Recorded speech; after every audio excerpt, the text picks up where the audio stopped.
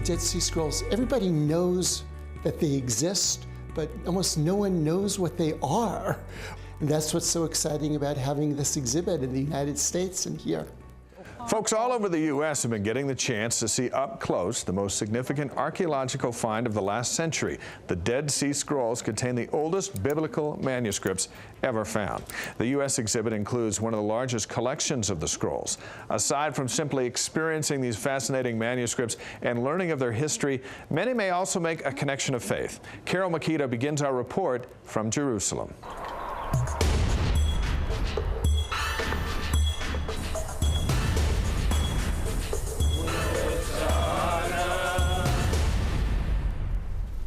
From these caves in the Judean desert came what some scholars and archaeologists believe is the greatest find ever.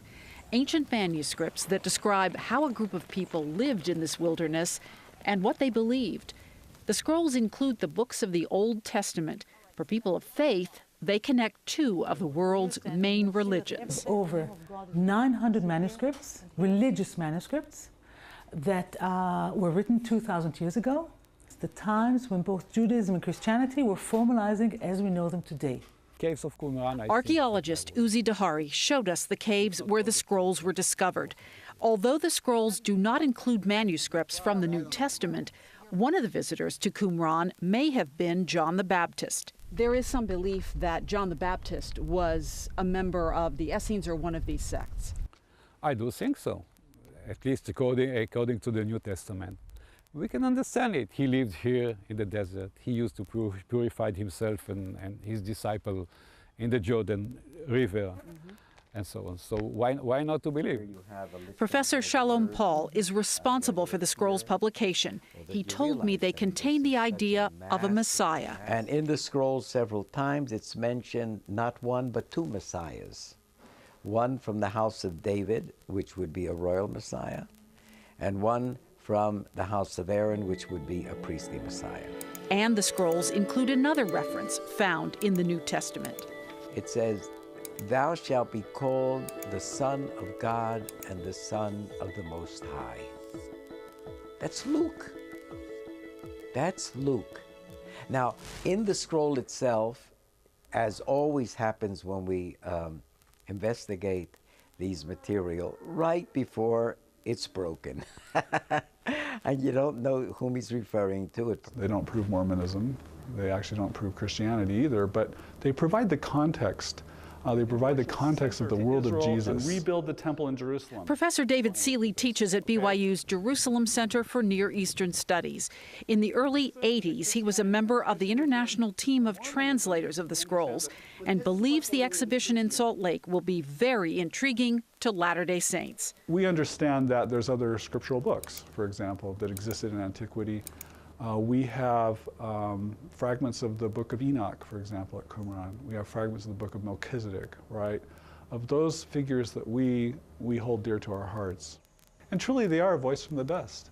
They will speak to us from a long time ago.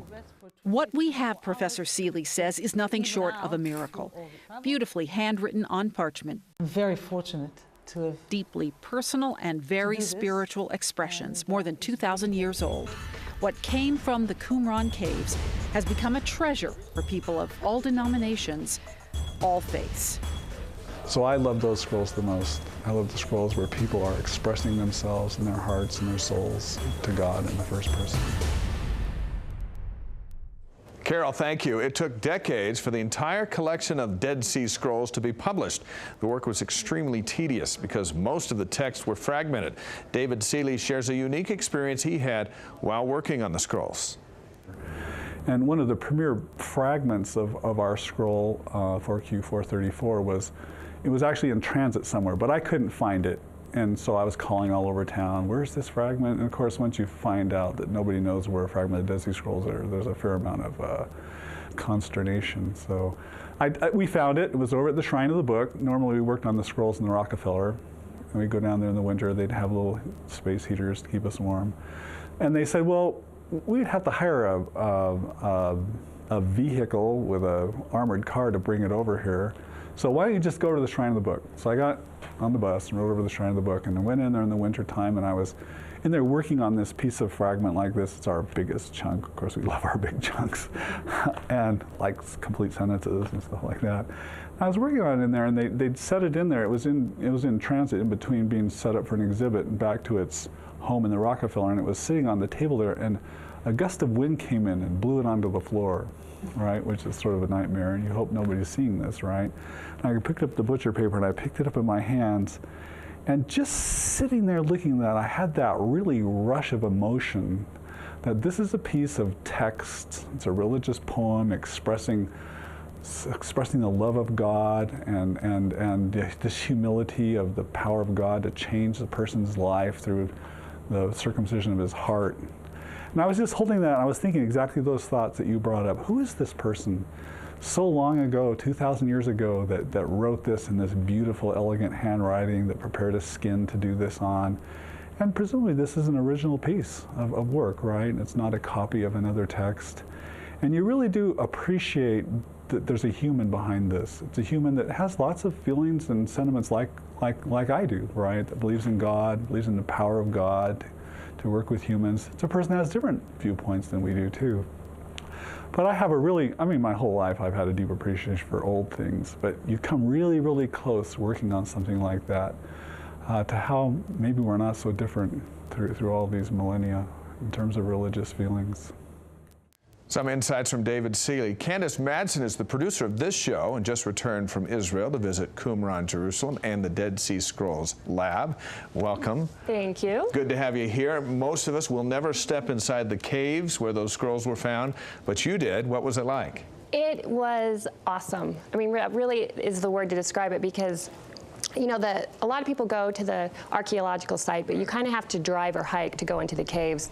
And so we did drive out to them, and it's up kind of into the hillside, and so you get this great view of the Judean desert. And then stepping into that cave and kind of knowing the history, it's pretty incredible. Describe the feeling of there's no ordinary cave, knowing what you know and what you're over there to do, but what made it different? Probably just the feeling of, you know, we don't have very many texts from, you know, long ago, and these are all the texts we have, and they describe what the people were like. And so stepping into that cave, I kind of had the history of the people that left the scrolls there. So you feel a connection. What about inside the lab? We see crime scene labs all the time in this country and watch them on TV. This is a different kind of lab, but so detail-oriented. The work is so incredibly meticulous because, like David Seeley said, most of the fragments, I mean, there's thousands of fragments, and the women that work on them, most of them are Russian and skilled. I mean, no one else in the world can do this work. And piecing, I mean, you can imagine, you know, 20,000 fragments, piecing those together and then trying to preserve them. And also, a lot of the scrolls were damaged, and so there's a lot of work that goes into recovering. It seems like the world's most difficult jigsaw puzzle. Exactly, and that's actually what they had to do to get the job, is they shred up paper and said put it together, and if they were able to do it, they got the job. Now, your flight back to the United States, you're on plane with the scrolls. I don't know how they acted. I don't know if they caused trouble on board, but did you get a sense that you were traveling with something significant? Yeah, it was interesting because I knew who was carrying them and what she was carrying. Most people didn't, but the flight crew knew, and they were really excited. And when they found out, you know, we kind of were with them, they were asking us all kinds of questions, and we're so excited to be on the flight with the Dead Sea Scrolls. An experience unlike anything you've had? Yes, it was fascinating. All right, very interesting. Thank you, Candace. Thanks. You can read much more about the history and preservation of the Dead Sea Scrolls at DeseretNews.com. What do you think about expelling Santa from school? Up next, The Pulse looks at holiday observance in a politically correct age.